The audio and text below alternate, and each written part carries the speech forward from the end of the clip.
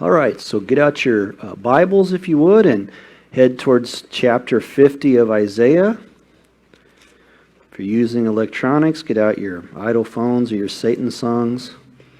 Head towards Isaiah chapter 50. And as we arrive there, let me remind you that we find ourselves in a section of comfort, whereas the nation of Judah has not repented at the Lord's warnings, he has said to them, well, you're going to be carried into captivity. You love idolatry. You won't turn from idolatry. So I'm going to send you into the very capital of idolatry, Babylon. And this would take place in a little over 100 years. But he says, don't worry, I'm not going to leave you there. I'm going to raise up a servant, lowercase s. It's a guy named Cyrus, my anointed. He's not even been born yet, but he's going to be raised up, an unlikely servant of mine, a pagan king, and he's going to allow you to go back from captivity and return to the land. There's going to be salvation and freedom physically, practically. But then, starting in chapter 42 and woven into the thread, he also alludes to a servant that's going to be raised up to deliver them with a capital S.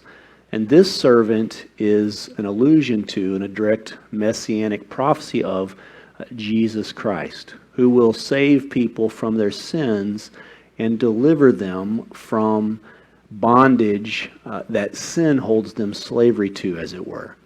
And when we come to chapter 50, through the 53rd chapter, we have some of the most prolific prophecies in the Old Testament about Jesus Christ at his first coming.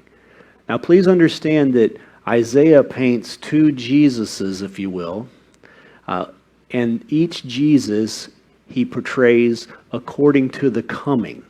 So the first coming of Jesus, he's a suffering servant, and that's what we have in chapters 50 through 53.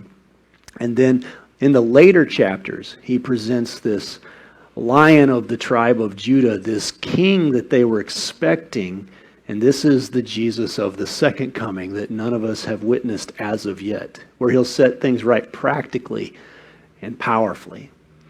So the Jews, because they couldn't get their minds around a suffering servant, as we've said, they allegorized, they spiritualized the passages we are going to look at over the next few weeks, and they ended up missing their Messiah.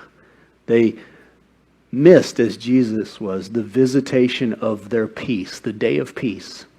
And so the suffering servant, it must needs he suffer in order to then provide salvation. And that salvation spiritually will be followed by salvation practically at his second coming.